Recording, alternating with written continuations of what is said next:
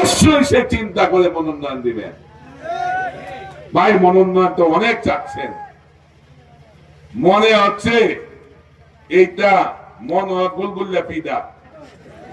ভাই এতদিন গুলগুল্লা পিঠা কেন ছিল না? কোথায় ছিলেন সেদিন? যদি এতই মনোনয়ন প্রত্যাশী থেকে থাকে সারা বাংলাদেশে, তাহলে কেন খালেদা জিয়া সেদিন বন্দী ছিলেন ট্রাক দিয়ে? আমরা কেন সেদিন আন্দোলন সংগ্রাম করতে পারি নাই? আমরা তো ঠিকই বাহিরে বিভিন্ন উপজেলায় আমরা আন্দোলন করেছিলাম। আজকে অনেক জায়গায় দেখি 10 জন 20 জন 30 জন মনোনয়ন প্রত্যাশী যাদের নাম ঘোষণা দিয়ে হয়ে গেছে, সেখানে কেন আন্দোলন করেন? আমাদের নেতা তারেক রহমান সাহেব বলেছেন, যাকে আমি মনোনয়ন, যাকে আমি পরিবারের সদস্য মনে করব, যিনি সিনিয়র, যাকে মনে করব তিনি এই পরিবারে হাল ধরেছেন, তাকে মনোনয়ন দিব, তার নির্বাচনই করতে হবে। তাহলে আন্দোলন সংগ্রাম কিসে? আর ওইখানে 12 জন 14 জন আমাদের প্রাপ্তি হয়ে গেছেন কিশোরগঞ্জ 1 আসনে। এর মধ্যে আপনাদের সন্তান, আমি হোসেনপুর উপজেলা থেকে সাবেক উপজেলা চেয়ারম্যান হিসাবে একমাত্র প্রার্থী আমি আছি। এটা আপনাদের একটা প্লাস। এবং কিশোরগঞ্জ থেকে যারা দাঁড়িয়েছেন তারা একজন আরেকজনের পিছিয়ে লাগিয়ে আছে। হ্যাঁ, একজন আরেকজনের বদনাম লয়ে পড়ে আছে।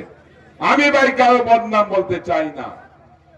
আমার নেতা তারেক রহমান সাহেব তিনি বিবেচনা করবেন যে কারা মাঠে ছিলেন, কারা আন্দোলন সংগ্রামে পুলিশ নির্যাতনে আমার 2টা কিডনি নষ্ট করে ফেলছে।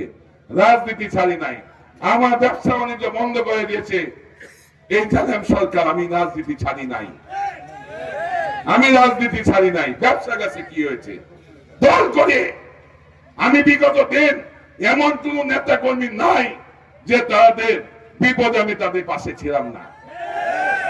আমি সবসময় ছিলাম, কোন দিন আমি নেতাকে ছেড়ে কর্মীদেরকে ছেড়ে যাই নাই, সবসময়। এবং আমার এখানে কিশোরগঞ্জে আমার এখানে কেন্দ্রীয় নেতৃবৃন্দ আজকে প্রোগ্রাম হতো, সেই কারণে আমাকে ক্রস ফায়ার পর্যন্ত হুমকি দেওয়া হয়েছিল। তাও কিন্তু রাজনীতি চালি নাই। ফজলু ভাই যখন আমাদের সভাপতি ছিলেন, উনি ঢাকা থেকে আসলে আমার এখানে উঠতেন, সেই হোটেলটা পর্যন্ত বন্ধ করে দেয়। তারপরে রাজনীতি ছাড়ি নাই।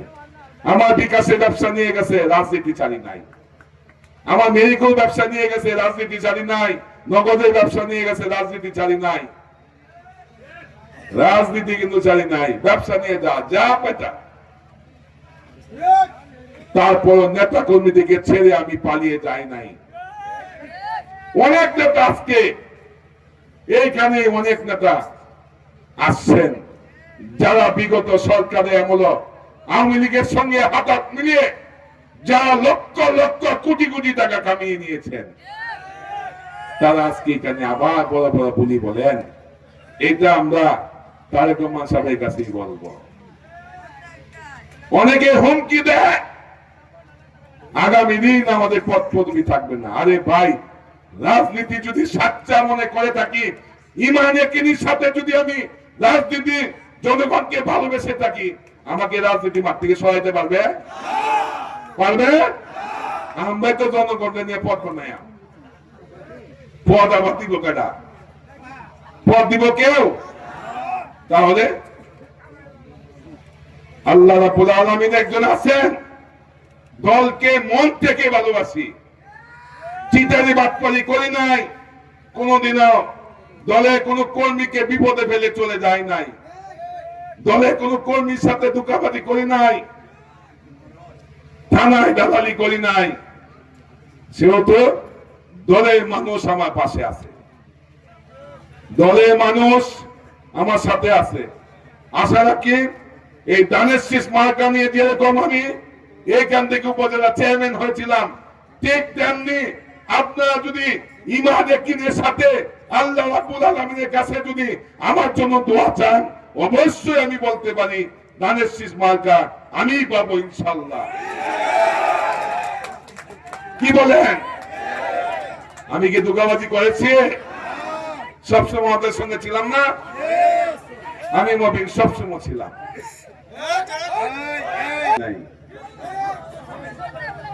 10 ডিসেম্বর 2022 আমার কিডনি যখন নষ্ট করে ফেলেছে পুলিশ টর্চারে, আমি কিন্তু সেদিন চিকিৎসা রেখে দেশের বাইরে থেকে চলে এসেছিলাম। কিসের জন্য? দলকে ভালোবাসি বলে। এবং সেদিন হাজার হাজার নেতা কর্মী নিয়ে আমরা এই হোসেনপুর থেকে আমরা সেই এই মুগদা মাঠে আমরা সায়দাবাদে সেদিন অংশগ্রহণ করেছিলাম। সেহেতু আমরা যারা আজকে জেলার অনেকেই আপনারা ধানের শীষ প্রাপ্তি হচ্ছেন, হন ভাই, আমি কারো বদনাম বলতে চাই না। আপনারা তো কি করেছেন, কখন কি করেছেন আপনারা জানেন। আমাদেরকে কখন বিপদে ফেলে চলে গেছেন সেটাও আপনারা জানেন। কিন্তু আমরা কিন্তু কাউকে বিপদে ফেলে যাই নাই, গেছি যাই নাই, যাবো না।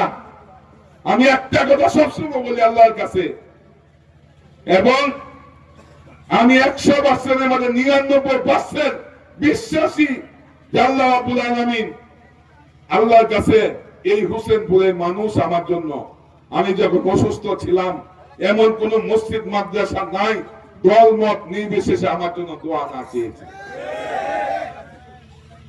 এই পুলিশ টর্চারে আমার কিডনিতে যখন ব্লাড জমে যায়, সেই ব্লাড থেকে আমার ক্যান্সার হয়ে যায়। আমি 13 মাস কেমো খেয়েছি, আল্লাহ রাব্বুল আলামিন সেখান থেকে আমাকে এনেছে। তারপর আমার 2টা কিডনি যখন নষ্ট হয়ে যায়, আমি যখন কিডনি ট্রান্সপ্লান্ট করতে গেছি, মৃত্যু সজ্জায় ছিলাম। তারপরে কিন্তু দলকে আমি ছাড়ি নাই। দল ছাড়ার জন্য অনেক আমাকে চাপ সৃষ্টি করেছে, অনেক চাপ, ক্রসফায়ার পর্যন্ত আমাকে হুমকি দিয়েছে। একজনে নির্বাচন করতে গিয়ে আমাকে নির্বাচনের 4 দিন আগে আমাকে ক্রসফায়ারের জন্য নিয়ে গিয়েছিল। সেদিনের কথা কি ভুলে গেছি আমরা? ভুলি নাই ভাই। সেহেতু আমরা দল ছেড়ে যাব না। আমি আল্লাহর কাছে একটি দোয়া চাই, আল্লাহ, আমি একজন ইমানদার মানুষ হিসাবে, একজন খাঁটি মুসলমান হিসাবে, নবী রাসূলের উম্মত হিসাবে আমি দুনিয়া থেকে যেতে চাই, আর সাথে একজন বাংলাদেশ জাতীয়তাবাদী দলের একজন সদস্য হিসাবে যাতে সাথে যেতে পারি। নেতৃত্ব অনেক দিয়েছি, বিগত 18 বছর যাবৎ আমি হোসেনপুরে সভাপতি আহ্বায়ক করে গেছি।